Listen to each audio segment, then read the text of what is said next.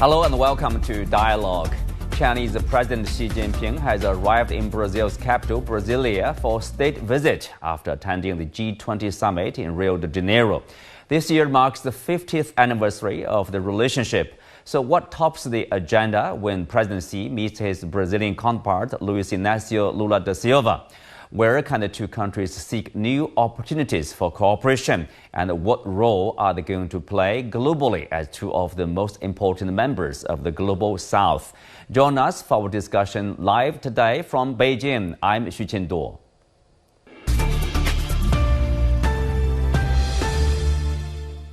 Joining me today are Karin Vazquez, General Coordinator for Multilateral Development Banks Reform, Brazil Presidency of the G20, Charles Tang, Chairman of the Brazil-China Chamber of Commerce and Industry, and Chair of the Brazilian Association of Waste to Energy and Hydrogen in COP29, Wang Weijun, Independent Researcher on Latin American Affairs, and Anton Fedyashin, Associate Professor at the American University.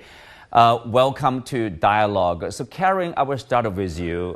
Before we dive into the bilateral relationship between China and Brazil, so share with us your observation of the G20 Summit. We know that before or in the time running up to the summit, there were concerns and worries that there will be an agreement at all, whether there will be a joint statement. But finally, it appeared to be a very positive development here. This is correct. Not only talks about the summit declaration itself, but the ministerial declarations that we had during the year.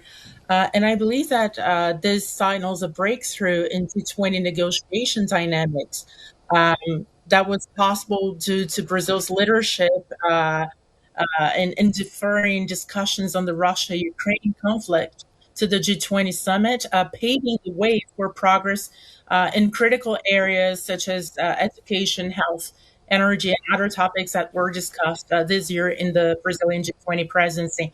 And this strategic move broke the deadlock that had stalled previous G20 presidencies and that have enabled some of the key ministerial agreements and the leaders' declaration this week.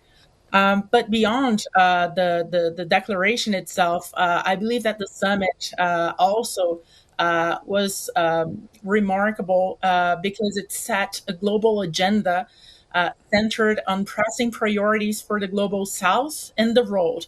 And two of these priorities are very emblematic. The first one is the launch of the Global Alliance Against Hunger and Poverty, with over 140 members across governments, international financial institutions, and NGOs, in a commitment to implement policy programs on large-scale comprehensive social programs to effectively combat hunger and poverty worldwide. We know poverty and hunger is a pressing issue. There are over 700 million people suffering from hunger worldwide.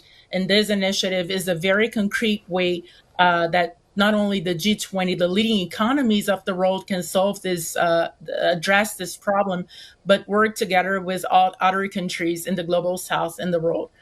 And the second point that I wanted to emphasize is the endorsement of the roadmap, the G20 roadmap for better, bigger, and more effective multilateral banks, which aims to increase MDB's multilateral development banks funding capacity. It contains recommendations also to simplify access to resources for the countries that need to access MDB funding, and also to ensure that these banks' initiatives, they deliver tangible results for the countries across the world. It also emphasizes collaboration between these banks with governments, with local development banks, with the private sector to create jobs, to expand opportunities, and to address some of the pressing global challenges that we see today, like climate change. Mm-hmm. And this is very emblematic because just this year, we are celebrating the 80th anniversary of the Bretton Woods system, and the roadmap is a milestone because it signals the commitment from the world's leading economies to reform the global financial architecture, which is another priority for the Brazil G20 presidency. Anton, as Karin pointed out, they covered the topics, I would say, very dear to the heart of the global South, the global majority. And there are complaints actually from European countries, for example, for, let's say, not a lack of mentioning the Ukraine conflict, but maybe an understatement of this Ukraine conflict. So what do you make of that? Well, I think that the global South is moving on from American hegemony, and I think that's basically what the overall structure of this meeting is. The global South is coming back from the BRICS meeting in Kazan, Russia, which just took place about 2 weeks ago. And everyone is organizing themselves to create a world and a financial system which is independent of the Western countries. We are seeing about 500 years of the post-Columbian era coming to an end, and the G20 is one of the manifestations of how that manifest change is taking place. Wenjin, I mean, if you look at the topics under the joint statement, of course, reduction of poverty and the problem of hunger, climate finance, global institutions reform like IMF or World Bank, those topics itself, of course, represents, in true sense, I would say, the justice and equality, in a sense, between the developing country and the developed world.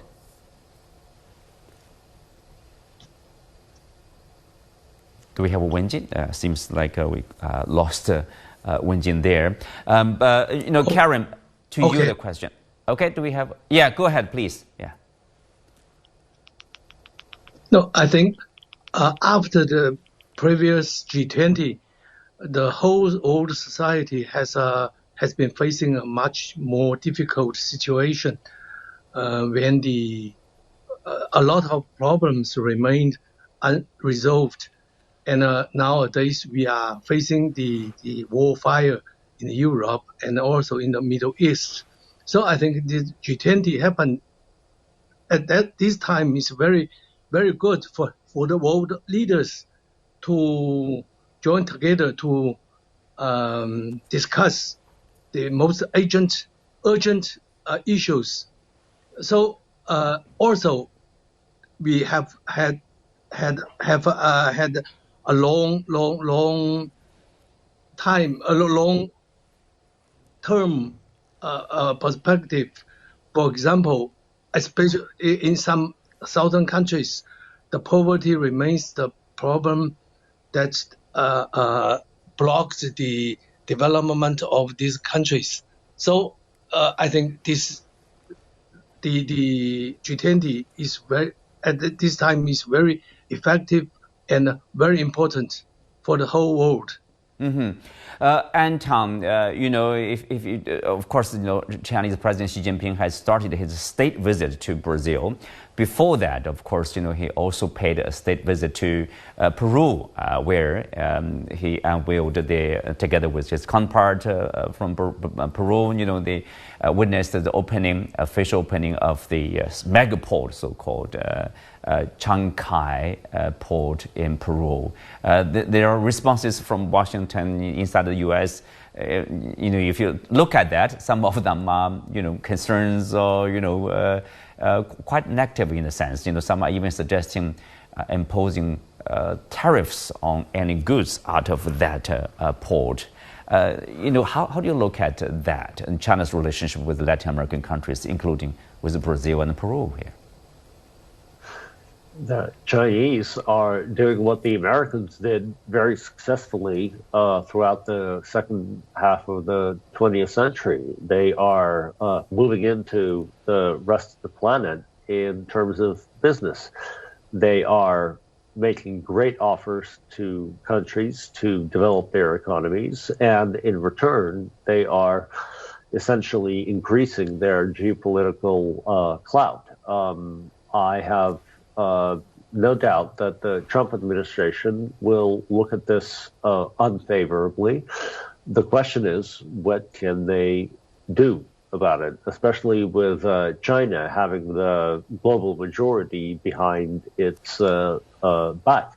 The United States would really do best to invest in other countries, but the way that the Trump administration is promising to set itself up with America first, it's an open question for everyone so far whether the United States will approach the world in terms of investing in it and profiting from that, or whether America first will really be a withdrawal from the world and a focus on the American economy first and foremost.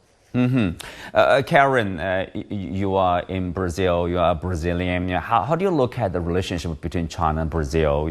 This year marks the 50th anniversary of the relationship, and what to expect out of this the state visit by the Chinese leader here.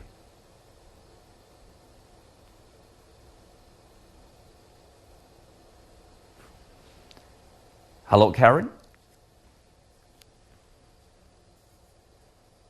Right, seems like we lost Karin here.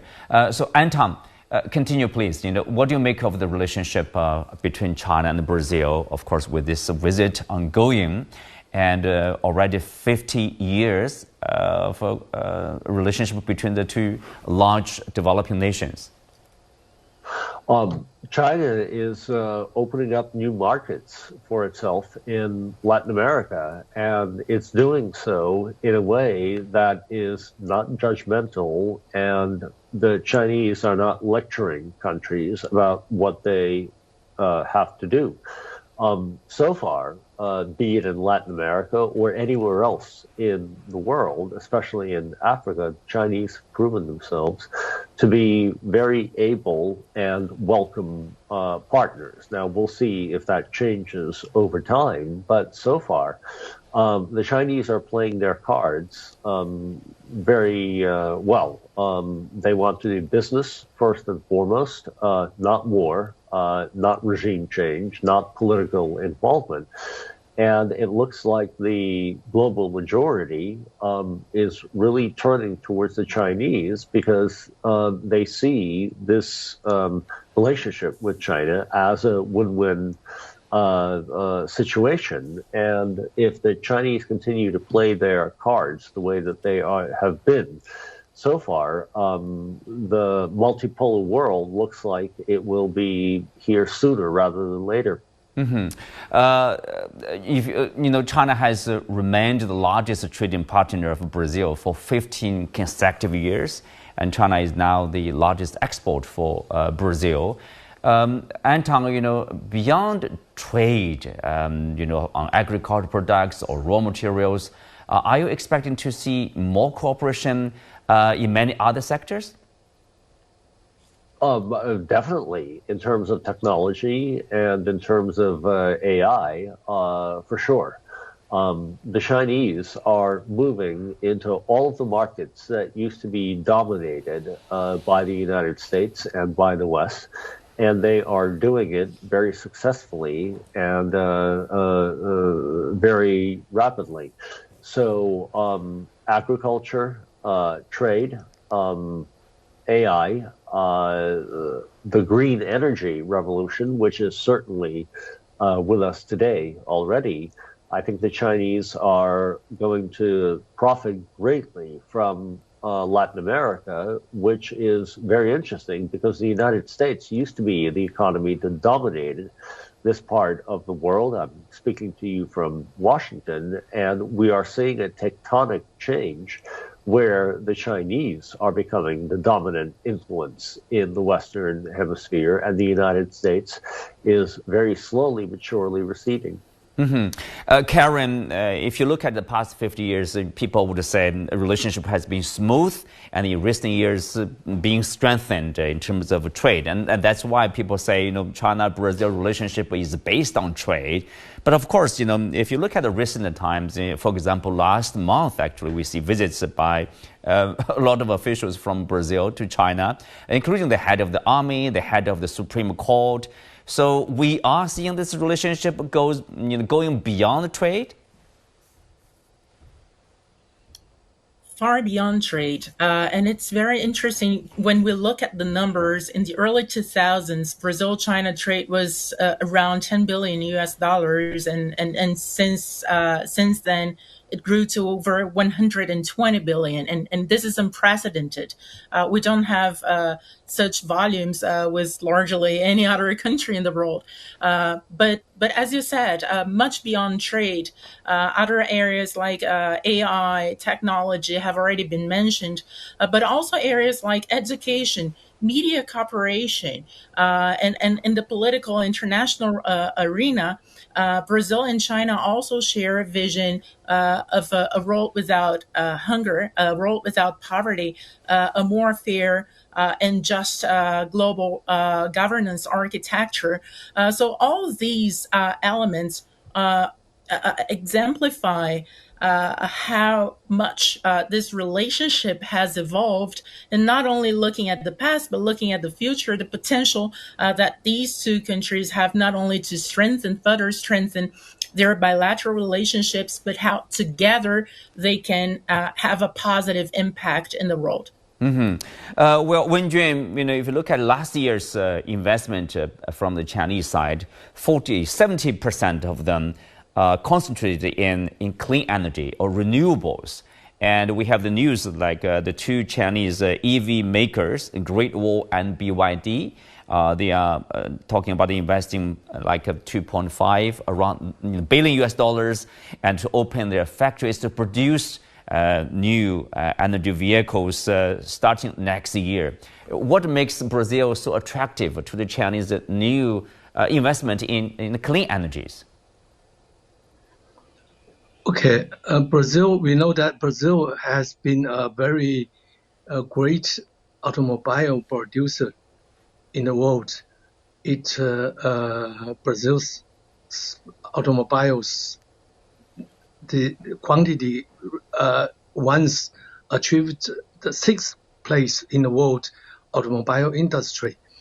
But we have seen a very serious problem for the Brazil's automobiles industry because of the so-called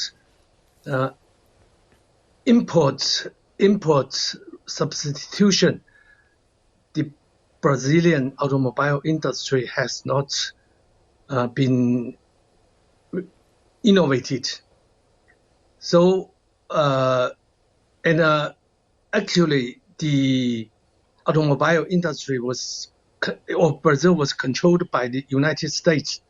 And recently, the very traditional producer, Ford, retreated from Brazil. And I was told very recently, that BYD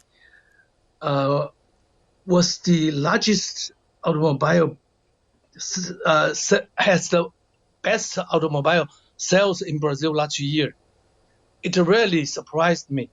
And I also heard that the BYD's production plant is exactly the Ford production area. So Brazil also is a country that all the population of Brazil is very keen on the environmental issues. All the Brazilian people are very keen on the environmental ecosystem, renewable.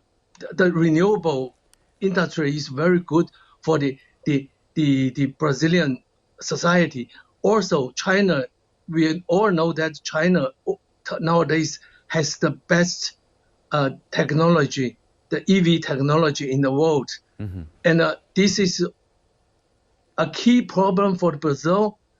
And this is a strong point of Chinese Chinese industry. Mm-hmm. So I think this is very good, complementarity between the two countries. It's a good match, seems like, Karin. So, I mean, Brazil is playing a leading role in terms of green transition, and then the Chinese had the investment and the renewable, the technology and the products there. Yeah, absolutely. One of the key priorities for the current government is the ecological transformation and the strategies associated to reindustrialize the country, but based on new patterns, more sustainability, greater technology, greater productivity, greater added value to the product. And I think this is a very good match with what China can offer in this relationship with technology, being at the frontier of technological issues, artificial intelligence, sustainability. This is a very good opportunity for the two countries to collaborate to unleash, the transformations that Brazil is aiming for its economy, for its society. Mm-hmm. Well, Karin, if you look at this investment also from China, like in 2007 and 2023, according to the Brazil-China Business Council, or CBC, Chinese companies invested like more than $73 billion in Brazil across 264 projects. How important are those infrastructure projects to the national development of Brazil? You're absolutely critical. Since the 1980s, Brazil and several other countries in Latin America, and our colleague was talking about import substitution. We had a very severe process of deindustrialization. Opposite to China, which industrialized and advanced its economy, we had a setback in industrial development. Not only in Brazil, but across the Latin American region. And all the efforts in the current government, much of the efforts in the current government are precisely to reindustrialize the country. So investments in infrastructure are very critical for this purpose, to rebuild the productive capacity, to improve logistics, and other sectors to allow Brazil to become more competitive, to reindustrialize, to engage more effectively and efficiently in global trade, including with China. Mm-hmm. I mean, if you look at, of course, this global development, people would say we are going to have a upcoming Trump government in Washington again. We know during the first term of Trump government there, China nearly doubled. Brazil's export to China nearly doubled. Of course, you can say thanks to the trade war on China, China purchased basically more agricultural products from Brazil. So as we are expecting Trump's return, Anton, are we going to see, say, more purchase from the Chinese side of agricultural products or basically any products from Brazil? Yes, absolutely. As Trump returns to the White House, his economic policy will not be fundamentally different from the Biden administration's economic policy, which will be America first. That in itself is no surprise. Every American president that's ever been in the White House has always put his country first, especially in terms of economics. But what the Chinese and the Brazilians and the rest of the global majority are doing is that they are proofing themselves against potential American sanctions, economic warfare, which unfortunately the United States has taken on as the method of choice when it comes to international relations. This means that Chinese-Brazilian relations will grow, especially in terms of agriculture. It also means that China will continue to embed itself in the rest of the world economically, and that there will be a parallel system, an alternative system to the Bretton Woods system that will continue to develop, something that we saw begin in Kazan during the BRICS Summit just about a month ago, less than a month ago, and something that will continue for the next decade. Now we have Charles Tang, chairman of the Brazil-China Chamber of Commerce and Industry and chair of the Brazilian Association of Waste-to-Energy and Hydrogen in COP29. Welcome to the show, Charles. So we were talking about the return of Trump. We know that during his first term, we see strengthened the relationship between China and then Brazil. And of course, during President Xi's stay in Rio, he also met with other leaders from France, leaders from Germany. They have their own differences, but if there's one thing in common, China, Brazil, France, Germany, that is they are all for free trade, all for globalization. They are all preparing one way or the other for kind of like a tariff thing, and then probably the fragmentation or the effects of those tariffs or protectionism. What do you make of that? Well, as you know, since President Lula's first government, he's on his third government now, and the Workers' Party, it's really now the 5.5 government because he hadn't finished his term. But since his first government, President Lula has struck a very close relationship with China.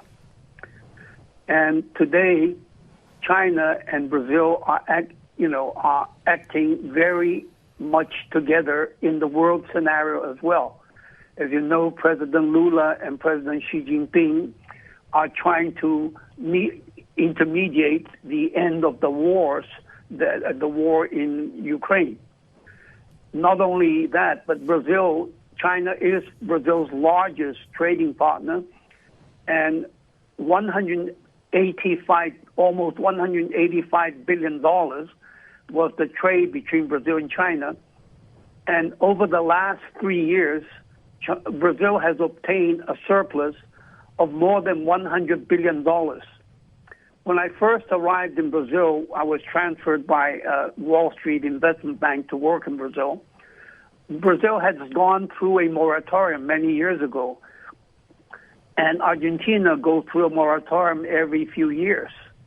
But with the tremendous trade surplus, Brazil has been able, and more than $85 billion of Chinese investment and more than $30 billion of loans, Brazil today has a very enviable trade reserve, foreign currency reserve that exceeds and is reaching almost $400 billion, so that Brazil will never again have to face moratorium. So on the economic side, Brazil is gaining a lot from its relationship with China. In the geopolitical side, the two presidents, President Xi and President Lula, are trying to mediate some of the world conflicts. And President Lula's priority is also to eliminate extreme poverty in Brazil. And China, under President Xi Jinping, has a lot of experience. In fact, last week I was in several of the Brazil-China 50-year relationship, and one of the most coveted items was the book by Chairman Xi Jinping of how to eliminate poverty. And so I think that the Brazil-China relationship is very, very close in every aspect, in terms of economics, in terms of geopolitics. Yes.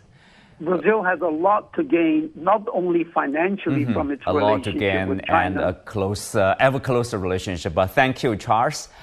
With that, we conclude today's show. Many thanks to all of our guests. You can also watch us on the CGTN app on YouTube. I'm Xu Qianduo. Thanks for being with us. See you next time.